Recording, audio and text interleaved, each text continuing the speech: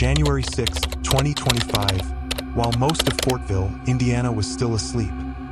A father's phone lit up with a quiet notification. His daughter's device had just disconnected from the home Wi-Fi. 3:30 in the morning. He didn't think much of it at first. Teenagers and their phones? Maybe she'd fallen asleep watching something, but something made him get up. He walked down the hall, pushed open her bedroom door, and she was gone. No note, no goodbye, no signs of a struggle, just an empty bed, and a silence that would change his family forever. Her name was Hailey Buzbee. She was 17 years old, and somewhere in those dark early morning hours, she had climbed into a car with a 39-year-old man she had been secretly talking to for over a year, a man her family had never met, never heard of, never knew existed, because this relationship didn't happen at school. It didn't happen in her neighborhood. It happened inside a screen, hidden behind encrypted messages, buried inside online games, protected by an app specifically designed to make sure no one could ever find the conversations. By the time her parents reported her missing that morning, Hailey was already hours away, and the question that would haunt this entire investigation was already taking shape. How does a predator spend over a year grooming a teenager, building trust, planning, right under everyone's noses, and nobody, not one person, knew a thing? Before we go any further, this video contains details about online grooming, the disappearance, and death of a minor. Some of what you are about to hear may be deeply distressing. Please take care of yourself. And if you need to step away at any point, that is okay. Viewer discretion is strongly advised. Hi, Hailey. Hi, Dad. Can you please remind me? You got the smartest girl in the whole world. Happy birthday to you. Blow, blow, blow, blow.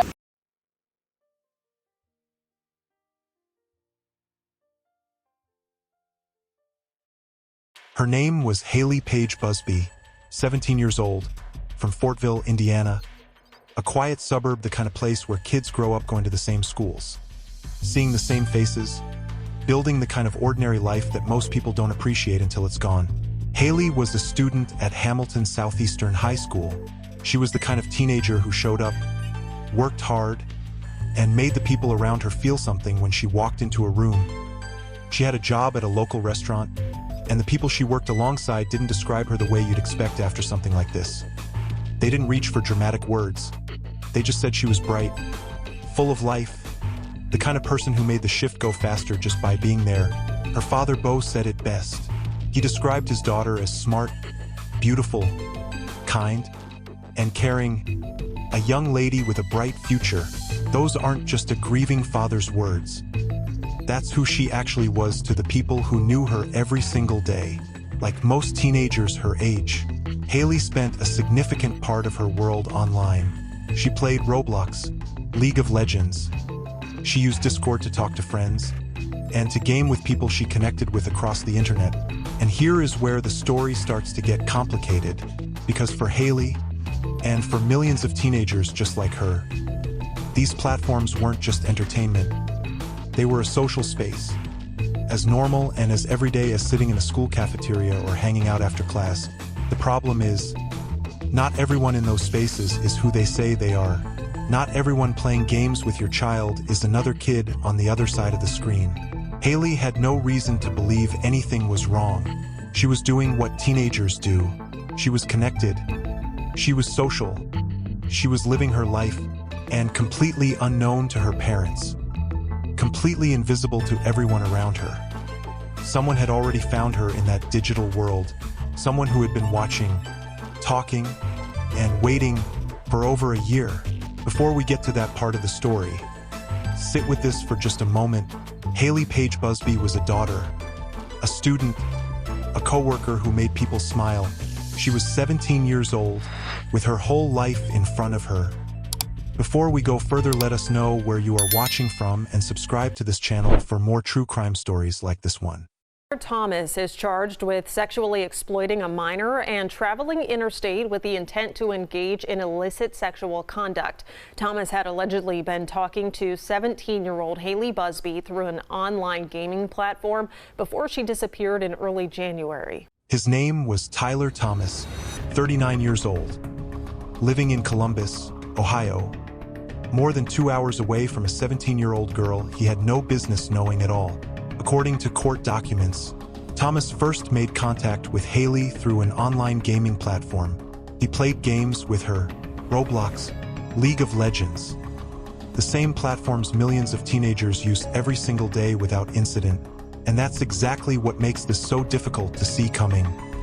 Because in the beginning, it doesn't look like anything. It looks like gaming. It looks like friendship. It looks like a normal online interaction. That's the architecture of grooming. It's designed to look like nothing until it's already everything. Child protection experts describe this pattern across hundreds of cases. A predator finds a child in a public digital space, builds familiarity slowly, becomes a consistent presence, someone the child trusts, maybe even looks forward to talking to, and then, when the trust is established, they move the conversation somewhere private, somewhere no one can see. In Hailey's case, that somewhere was an app called Session. Now, if you haven't heard of Session before, that's not an accident. This app isn't built for the average person. It's built for people who specifically do not want to be found. Session operates with complete anonymity. No phone number required to sign up. No email address. No IP address recorded. Nothing that could trace the account back to a real human being.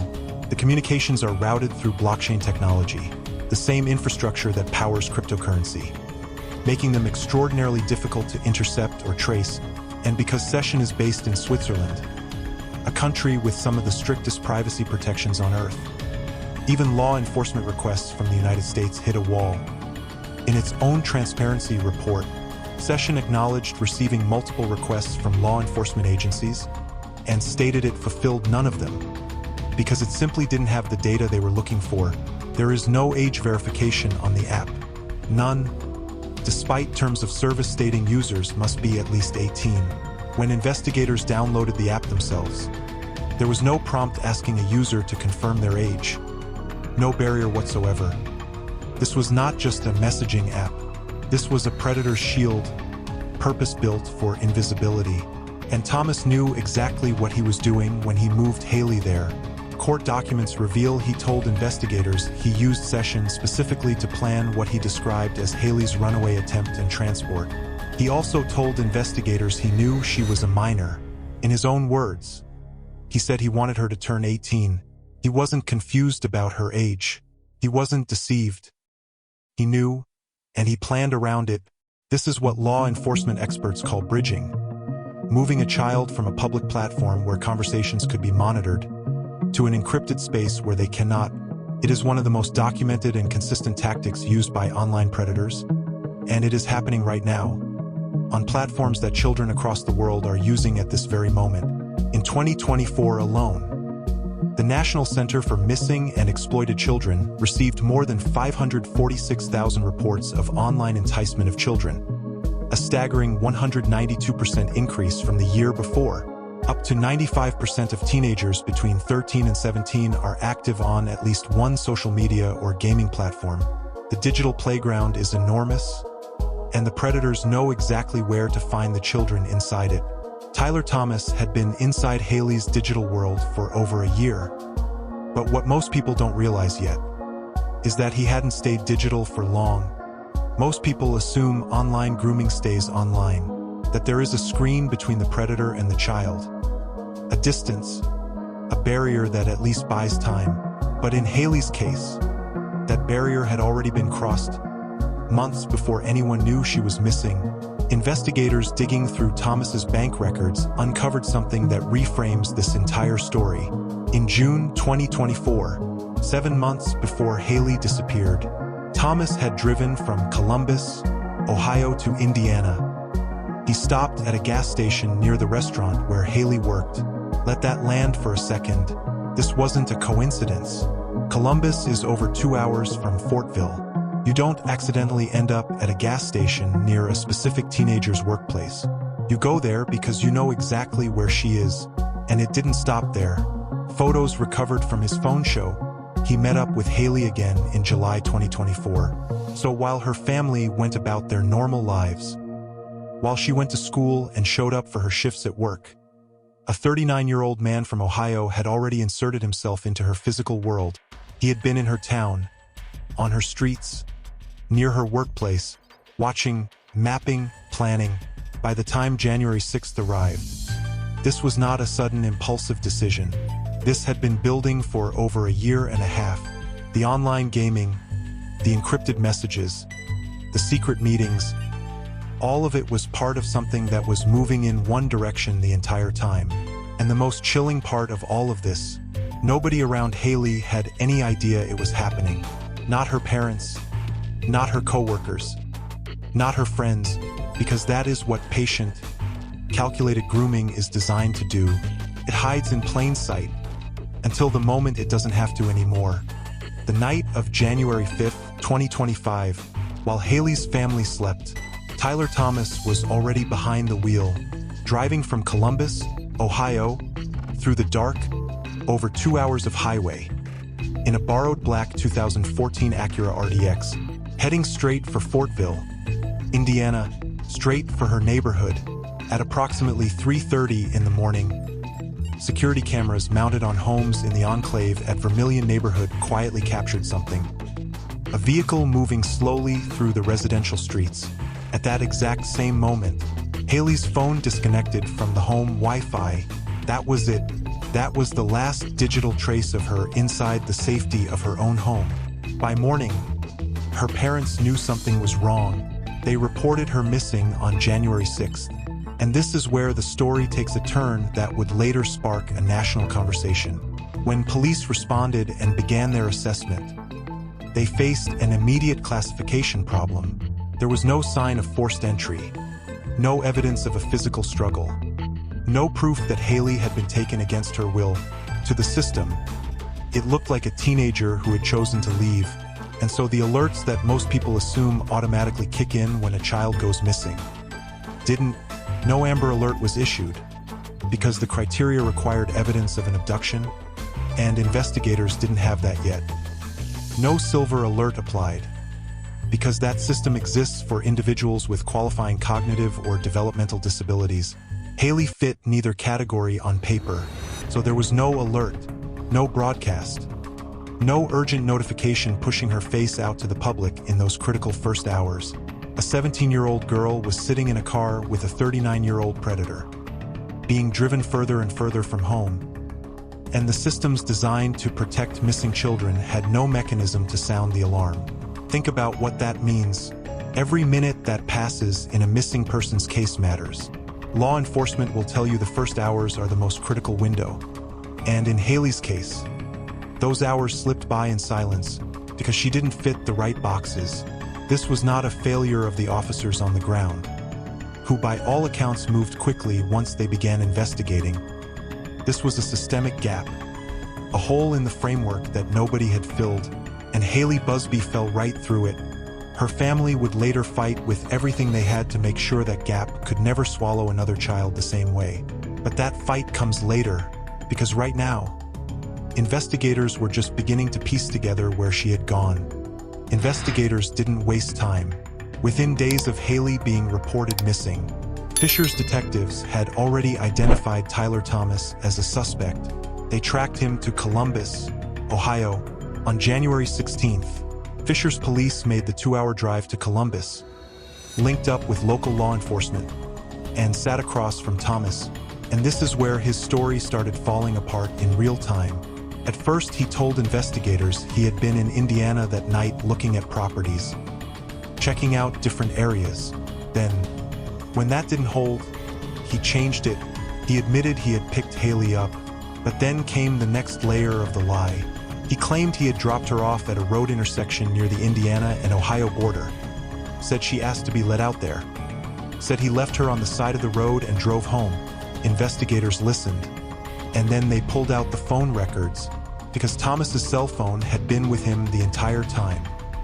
silently recording everywhere he went, and it told a completely different story. The data placed him driving from Columbus to Fishers, and then not back to Columbus, but to an Airbnb rental in Logan, Ohio, deep in the Wayne National Forest area. Approximately 50 miles southwest of Columbus, he never stopped near the Indiana and Ohio border. He never dropped her off anywhere. The phone didn't lie, Thomas did, and the rental records made it worse. Thomas claimed he had booked the Airbnb for himself alone, said he was the only guest. The reservation said otherwise. It had been booked for 2 guests. On January 21st, investigators executed a search warrant at Thomas's Columbus home. They seized phones, laptops, and multiple devices. What they found on those devices was devastating. Deleted communications between Thomas and Hailey, sexually explicit images, and digital evidence placing Hailey at both his home and the Airbnb. Then investigators moved to the Airbnb itself, and inside that rental property, they found what they had been dreading: potential traces of blood throughout the home. Multiple items were seized and sent for forensic analysis. By this point, the investigation had grown into something enormous. FBI Cincinnati, FBI Indianapolis, Columbus Police, the Ohio Bureau of Criminal Investigation, the Hocking County Sheriff's Office, the Perry County Sheriff's Office, all converging on this case simultaneously. Drones swept the forest canopy. K-9 units worked the ground. Search teams moved through Wayne National Forest on foot. And through all of it, Thomas sat in custody. On January 21st, investigators interviewed him again. They asked him directly, had he murdered Hailey Buzbee? He looked at them and said, "I think she is alive and safe." Investigators told him they didn't believe him. He paused. "She'll be all right," he said, "and I would like to talk to a lawyer too." The interview ended there, but the investigation didn't, because somewhere out in those woods, the answer was waiting. January 31st, 2025, Tyler Thomas turned himself in to authorities, and on February 1st, he did something that confirmed every fear that had been building for weeks.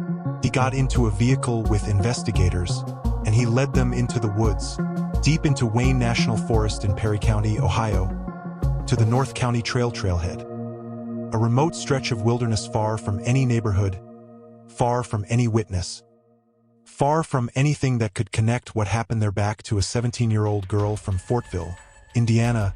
He showed them where he had been on January 7th. Cell phone data had already placed him at that exact location for nearly 5 hours that day. Now everyone understood why. Beneath the snow, beneath the dirt, investigators found Hailey. Her remains had been dismembered. We won't dwell in those details, because that is not what defines her, and it is not what this story is about. What matters is that DNA testing confirmed what her family had been praying would not be true. It was Hailey. Investigators believe she died within just a few days of being picked up on the night of January 5th. She never made it home. She never made it out of Ohio. No personal items belonging to Hailey were ever recovered. Nothing she had with her that night was ever found. Just her, alone in a forest, hidden under the earth, while her family spent weeks not knowing. Fishers Police Chief Ed Gebhardt stood before cameras and said the words nobody wanted to say out loud. This is not the outcome that any of us had wanted. And somewhere across Indiana, her father Bo sat down and tried to find words for the impossible. He wrote a tribute to his daughter. He called her smart, beautiful, kind, and caring. He talked about her bright future. The future that had been stolen from her by a man who spent over a year carefully engineering access to her life. There are moments in cases like this where the weight of what happened becomes almost too heavy to carry through a screen. This is one of those moments. Hailey Paige Buzbee was 17 years old. She had a father who loved her. She had co-workers who lit up when she walked in. She had a whole life that was supposed to keep going, and it didn't. On February 10th, 2025, a federal grand jury indicted Tyler Thomas on 2 counts: sexual exploitation of a minor and interstate travel with intent to engage in illicit sexual conduct. If convicted on both counts, he faces up to 30 years in federal prison on each charge. That is potentially 60 years. State-level charges that had been filed earlier were dropped. Because this case was moving somewhere with significantly more weight behind it, federal court. And that distinction matters more than most people realize. Here is why federal court changes everything in a case like this. Under federal law, creating sexual visual depictions of anyone under the age of 18 is a crime, full stop. Regardless of what any individual state's age of consent laws say, regardless of what the defendant believed or claimed to believe about the victim's age, federal prosecutors don't need to navigate the complexities of state-by-state legislation. The law is clear, the jurisdiction is broad, and the resources behind a federal prosecution are substantial. Legal experts who analyzed this case noted that federal prosecutions of this nature can take considerable time to resolve, sometimes many months, sometimes well over 2 years depending on whether the defendant chooses to go to trial or enter a guilty plea. The majority of federal cases, even the most serious ones, ultimately result in guilty pleas. But that decision belongs entirely to Thomas and his legal team. His attorney has already indicated his client intends to plead not guilty to any charges related to Hailey's death.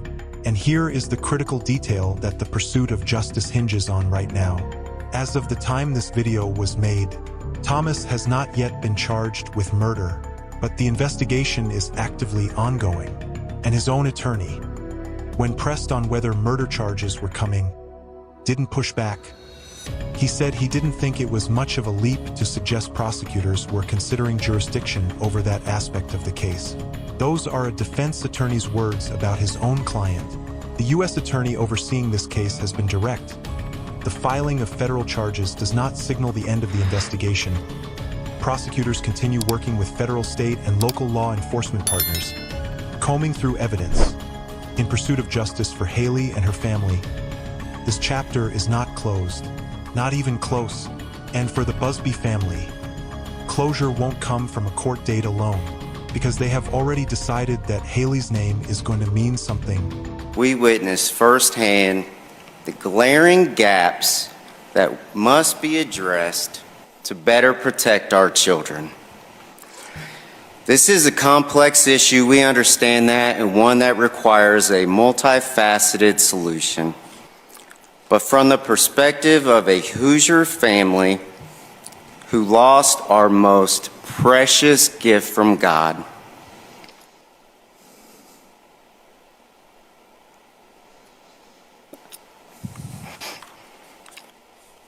I assure you, the decisions that you are considering today have the power to save children's lives. Bo Buzbee could have grieved privately. He could have stepped away from the cameras, away from the microphones, away from the rooms full of lawmakers and strangers. No one would have blamed him, but instead, just weeks after losing his daughter, he walked into the Indiana State House and sat down in front of a room full of legislators, and he spoke. Last month, our precious daughter Hailey Paige Buzbee was lured away from our home, tragically murdered by an online predator. We are still in the agonizing process of finalizing her arrangements, living every parent's worst nightmare. The room went quiet, some lawmakers wept, and then Bo said something that every parent, every teacher, every person watching this video needs to hear. We are in the midst of the greatest crisis of our time. We are losing the fight to protect our children. The internet and social media are the devil's and predators' playgrounds, and it's on this front that we must fight. That is a father who buried his 17-year-old daughter, standing up and refusing to let her death mean nothing, and the fight he is leading is already producing real results.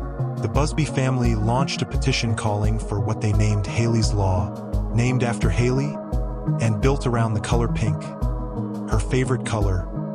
The petition calls for a pink alert, a new classification specifically designed for cases where grooming or enticement is suspected, where a child's disappearance carries credible risk indicators, but where the existing Amber Alert and Silver Alert criteria simply don't apply. the gap that swallowed Hailey's case in those critical first hours. The pink alert would exist specifically to fill that gap. The petition also calls for mandatory predator awareness education in Indiana schools, focused specifically on online grooming tactics and the coercive methods predators use to build access to children, because the most powerful tool against grooming is a child who recognizes it before it goes too far. As of the time this video was made, that petition had gathered over 119,000 signatures, but the family didn't stop there. Bo Buzbee testified before the Indiana House Education Committee in support of Senate Bill 199, a piece of legislation that would require teenagers 16 and younger to obtain verified parental permission before opening a social media account. Under the proposed law, teen data could not be harvested and used for targeted advertising, and parents would have expanded tools to monitor and restrict their child's online activity. The bill passed the House. It still needs Senate approval and the governor's signature before it becomes law. But the momentum behind it is real.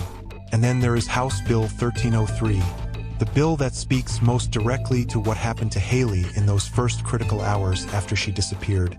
An amendment to this bill would expand the criteria police can use when issuing Amber Alerts, adding specific language around enticement and human trafficking, meaning that a case like Hailey's, where a child was manipulated into leaving rather than physically forced, would no longer automatically fall outside the alert system. That amendment passed its committee vote unanimously, 9-0, not a single dissenting voice. Lawmakers on both sides of the aisle stood with the Buzbee family and said the same thing: we will provide every tool necessary to ensure this never happens again. And that Hailey's death was not in vain. These are not just political promises. These are laws being written with a 17-year-old girl's name attached to them. Laws that could be the reason the next Hailey gets an alert issued in time. Laws that could be the reason the next predator gets identified before he ever reaches a driveway at 3:30 in the morning. Hailey Paige Buzbee deserved to turn 18. She deserved to graduate, to keep working, to keep gaming, to keep making the people around her smile. She didn't get any of that. But her name is now being written into the legal framework of an entire state. And that is the kind of legacy that lives far longer than any headline.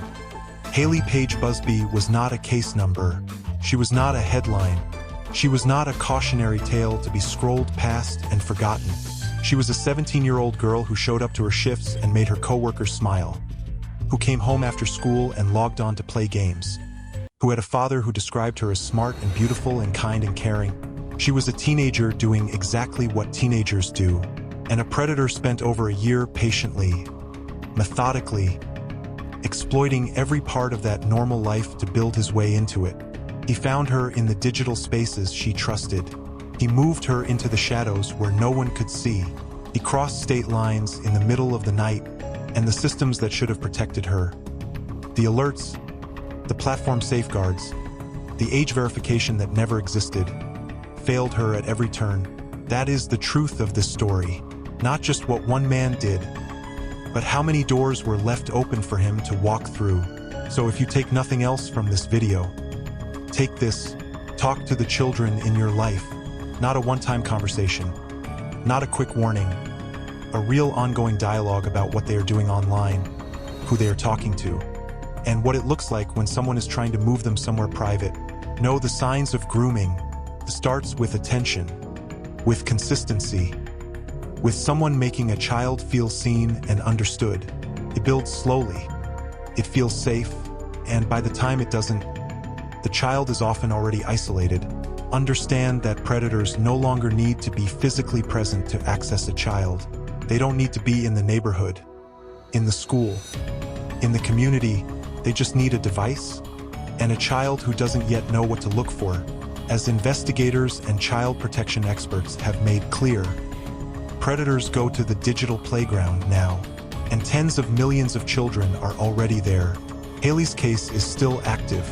Tyler Thomas has not yet faced murder charges as of this video. The investigation is ongoing, and her family is in that state house fighting every single week to make sure the law catches up to the reality of what happened to their daughter. Justice for Hailey is still being pursued, and until it is fully delivered, her name will keep meaning something Rest in peace, Hailey Buzbee. This one was for you.